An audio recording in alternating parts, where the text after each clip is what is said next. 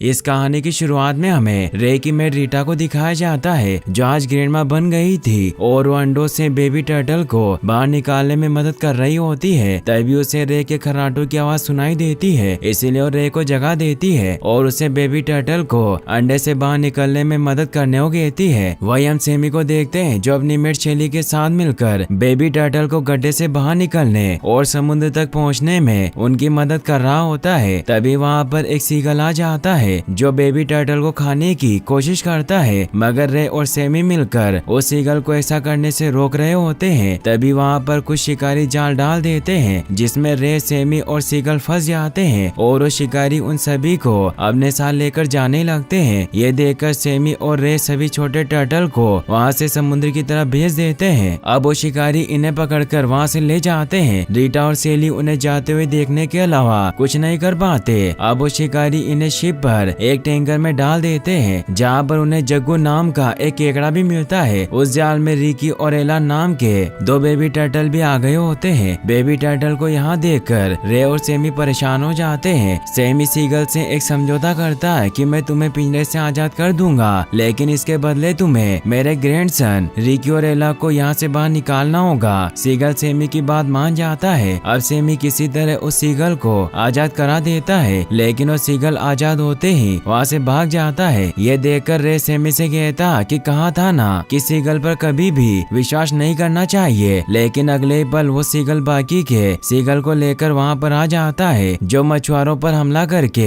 Ricky और एला को वहाँ से ले जाने की कोशिश करने लग जाता है, लेकिन इस बार भी वो सफल नहीं हो पाता और उसे अपनी जान बचाकर वहाँ से भागना पड़ता है। मछुआरे इन्हें ऊपर से ढक देते हैं ताकि कोई भी टर्टल यहाँ से भाग ना पाए। रिकी और एला को टैंकर के बॉटम में एक डेड फिश मिलता है, लेकिन ये कोई डेड फिश नहीं होता, एक ब्लॉक फिश होता है जिसका नाम जिम्बो था जो मरने का बहुत अच्छा नाटक करता है। जिम्बो ने बताता है कि मछुआरे इन्हें मारेंगे नहीं बल्कि एक बड़े से एक्वेरियम में डाल देंगे जहाँ पर और भी मछलियाँ होंगी और वो इन्हें खाना भी देंगे। दरअसल जिम्बो पहले भी वहाँ जा चुका था। जिम्बो की बातें सुनकर रे कहता है कि भले ही वो हमें खाना देंगे लेकिन हम उनकी कैद में रहेंगे। इस पर जिम्बो कहता है कि अपना अपना नजरिया है। अगले सीन में हम देखते हैं कि वो मछुआरे इन्हें दुबई में ले आते हैं जहाँ पर वो इन्हें एक अंडरग्राउंड एक्वेरियम के मालिक को भेज देते हैं। फिर हमें समुद्र के नीचे उस बड़े से अंडरग्राउंड एक्वेरियम को दिखाया जाता है जिसका मालिक आज अपने एक्वेरियम में दो बड़े समुद्री कछुओं के आने पर बहुत खुश होता है। तभी वहाँ पर दुबई के शाही खानदान की राजकुमारी अपने दोस्तों के साथ एक्वेरियम देखने आ जाती है। दरअसल आज उनका बर्थडे होता है, इसीलिए एक्वेरियम का मालिक उनकी अच्छे से खातिरदारी कर रहा था। एक्वेरियम का मैनेजर राजकुमारी को सेमी और रे को दिखाता है। राजकुमारी इतने बड़े कछुओं को देखकर बहुत खुश होती है। वहीं सेमी और रे समुद्र के नीचे इंसानों को देखकर पूरी तरह से हैरान होते हैं। तभी इन्हें याद आता है कि इनके ग्रैंडसन एला और रिकी वहाँ पर नहीं होते।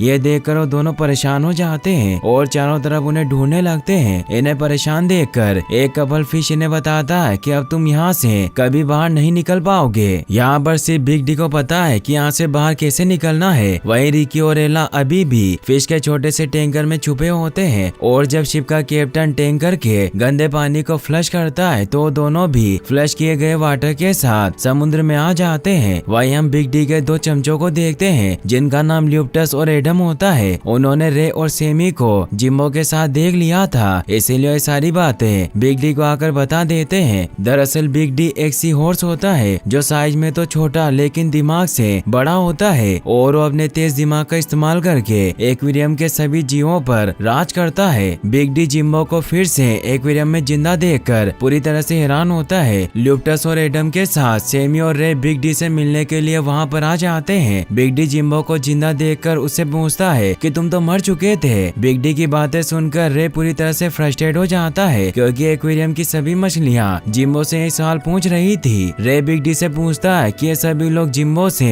एक ही सवाल क्यों पूछ रहे हैं, लेकिन ल्यूपटस और एडम रे को बीच में ही रोक देते हैं और कहते हैं कि तुम इस तरह बॉस के बात करते समय बीच में नहीं बोल सकते। इसके बाद बिग डी रे और सेमी को अपने साथ ले जाता है। रास्ते में इन्हें एक शार्क दिखाई देती है जो लगातार कांच की दीवार पर अपने सर से वार कर रही थी। सेमी के पूछने पर बिग डी बताता है कि उस शार्क को लगता है कि वो एक न एक दिन उस दीवार को जरूर तोड़ देगी, इसीलिए ऐसा बेवकूफी भरा काम कर रही है। थोड़ा और आगे बढ़ने पर इन्हें जग्गू दिखाई देता है जिसे कुछ मछलियों ने कैद कर रखा होता है, क्योंकि अनजाने में बिग डी के इलाके में आ गया था। जग्गू को देखकर सेमी बोलता है कि उसे छोड़ दो, वो हमारे साथ है। सेमी की बात सुनकर बिग डी अपनी मछलियों को जग्गू को छोड़ने का आदेश दे देता है। इसके बाद बिग डी इन्हें एक अंधेरी गुफा में लेकर जाता है, जहाँ पर बहुत सारे केकड़े सुरंग बनाने का काम कर रहे होते हैं। दरअसल बिग डी यहाँ के सभी जीवों को लेकर भागना चाहता है, इसीलिए वो केकड़ों से सुरंग बनवाने का काम कर रहा होता है। तभी इन्हें एक पिराना मछली दिखाई देती है, जो लोगों को देखने की वजह से बहुत डरी होती है। दरअसल उसे लग रहा होता है कि इंसान उसे लगातार देख रहे हैं और उसे पकड़कर खाना चाहते हैं। उस मछली का डर खत्म करने के लिए बिग डी उसे समझाता है कि तुम अकेले मत रहा करो, हमेशा झुंड में रहा करो। इसके बाद वो रे और सेमी से कहता है कि तुम यहाँ से निकलने में हमारे बहुत काम के साबित हो सकते हो। इस पर सेमी कहता है कि हम तब तक कुछ नहीं करेंगे जब तक हमारे ग्रैंडसन हमें नहीं मिल जाते। इस पर बिग डी कहता है कि तुम चिंता मत करो, मुझे जैसे तुम्हारे ग्रैंडसन के बारे में कुछ पता चलेगा मैं तुम्हें इन्फॉर्म कर दूंगा। इसके बाद वो ल्यूटस और एडम के साथ वहाँ से निकल जाता है। दूसरी तरफ हम रिकी और एला को देखते हैं, जो समुद्र में अपने ग्रैंडफादर को ढूंढते हुए घूम रहे होते हैं कि तभी एला पर कोई अटैक कर देता है। लेकिन ये कोई खतरनाक मछली नहीं बल्कि एक बेबी ऑक्टोपस होती है, जिसका नाम एनाबेल था, जो जल्द ही इनकी फ्रेंड बन जाती है। तभी वहाँ से ढेर सारी मछलियाँ तेजी से गुजरने लगती है, जिन्हें देखकर ये लोग छुप जाते हैं। इसके बाद हम बिग डी को देखते हैं, जो एक वाटर टैंक में जाकर पता लगा लेता है कि बहुत जल्द इंसान एक डॉल्फिन को यहाँ से आजाद करने वाले हैं। तभी वहाँ पर उसे अपना भाई मिलता है, जिसका नाम टम्बी होता है, जिसने बिग डी के मना करने के बावजूद यहाँ से भागने की कोशिश की थी। इसीलिए गुस्से में बिग डी उसे ठंडे पानी के टैंक में फेंकवा देता है। वहीं दूसरी तरफ हम एला और रिकी को देखते हैं, जो एनाबेल के साथ खेल रहे होते हैं कि तभी वहाँ पर एनाबेल की मॉम आ जाती है, जिनका नाम मार्गेट होता है। वो एला और रिकी को अकेले देखकर हैरान होती है। एला और रिकी मार्गेट से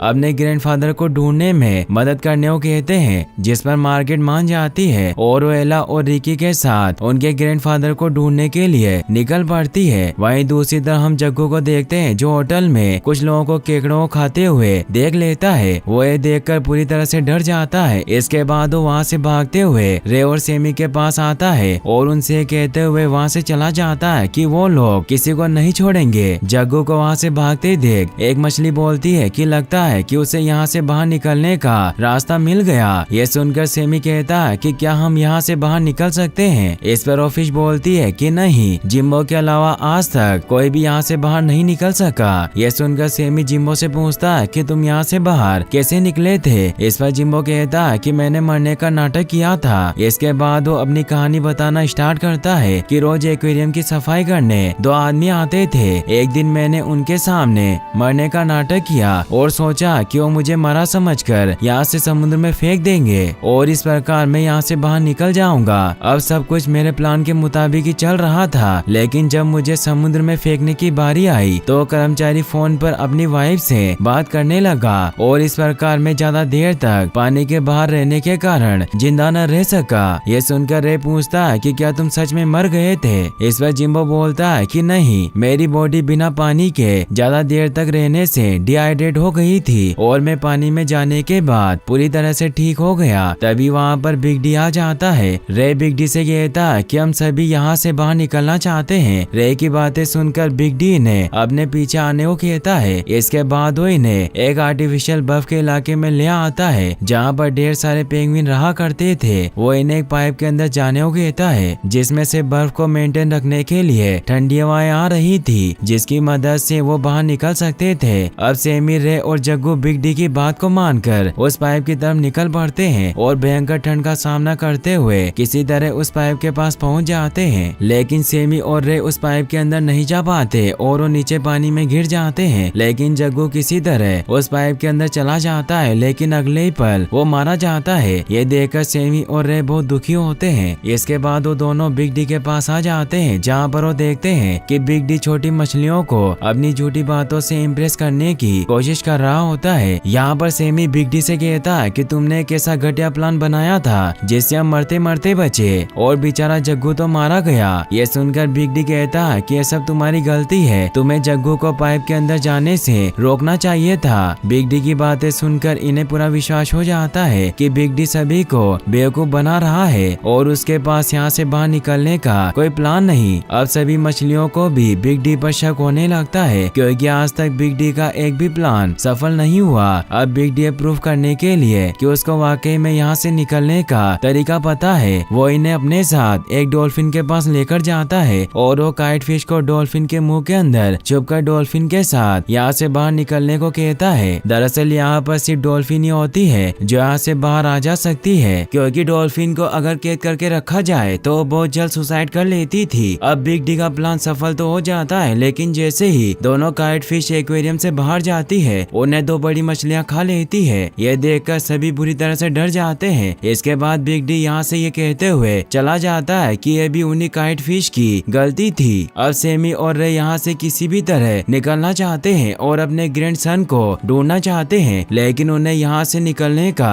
कोई भी रास्ता नजर नहीं आता। तभी वहाँ पर जिम्बो आ जाता है जो इन्हें बताता है कि उसने एक्वेरियम के बाहर एला और रिकी को देखा। ये सुनते ही सैमी और रे एक्वेरियम के किनारे पर पहुँच जाते हैं जहाँ पर मिस मार्केट भी एला और रिकी को लेकर आ जाती है। अब सैमी और रे अपने ग्रैंडसन से मिलकर बहुत खुश होते हैं। तभी वो देखते हैं कि दो बड़ी मछलियाँ एला और रिकी की तरफ तेजी से बढ़ रही होती है। ये देखकर उन्हें यहाँ से जाने को कहते हैं, लेकिन वो दोनों एक्वेरियम के उस पार होने के कारण इनकी बातें नहीं सुन पा रहे थे। मगर तभी एक्वेरियम की शार्क दीवार को जोर से हिट करती है। एला और रिकी डर जाते हैं और वो दोनों हड़बड़ाहट में पीछे देख लेते हैं और उन बड़ी मछलियों के वार से बच जाते हैं। अब वो दोनों मछलियाँ रिकी और एला का बहुत देर तक पीछा करती है, लेकिन ये दोनों किसी तरह से उनसे बचते हुए उस पाइपलाइन में आ जाते हैं जिसमें से कचरा समुद्र में डाला जाता है। यहाँ पर ढेर सारे केकड़े होते हैं। तभी इनका पीछा करते हुए वो बड़ी मछलियाँ भी यहाँ पर आ जाती है। अब इससे पहले कि वो बड़ी मछलियाँ एला और रिकी को मारती, पाइप के अंदर से ढेर सारा कचरा आने लगता है और इसी का फायदा उठाकर एला और रिकी यहाँ से बाहर निकल जाते हैं और वो बड़ी मछलियाँ पाइपलाइन में केकड़ों के साथ ही फंस जाती है और केकड़े उन पर अटैक करना शुरू कर देते हैं। इसके बाद हम सिमी को देखते हैं जिसको वही शार्क दिखाई देती है जो हर समय कांच की दीवार तोड़ने की कोशिश करती रहती है। और जब सेमी उससे पूछता है कि तुम्हें जानते हुए भी कि तुम इस दीवार को कभी नहीं तोड़ पाओगी, तुम इसे तोड़ने की कोशिश क्यों करती रहती हो। इस पर वो शार्क सेमी को बताती है क्योंकि मैं सभी को बताना चाहती हूँ कि हमें कभी भी हार नहीं मानना चाहिए। शार्क की बातें सुनकर सेमी भी समझ जाता है कि उसे भी यहाँ से बाहर निकलने के अपने प्रयास को बंद नहीं करना चाहिए। तभी वो एक बेबी ऑक्टोपस को देखता है जो एक छोटी सी मछली पर अपने अंदर से ब्लैक पार्टिकल निकालकर अटैक कर रही होती है। यह देखकर सेमी को एक आइडिया आता है। वहीं दूसरी तरफ हम एला और रिकी को देखते हैं जिन्हें एनाबेल की चिल्लाने की आवाज सुनाई देती है और जब वो पास जाकर देखते हैं तो एनाबेल एक जगह पर फंसी होती है। इसके बाद एला और रिकी मिलकर उसे वहाँ से बाहर निकाल देते हैं। फिर एनाबेल एला और रिकी की मदद के लिए अपनी मॉम को बुलाने के लिए निकल पड़ती है। दूसरी तरफ सेमी रे और जिम्बो को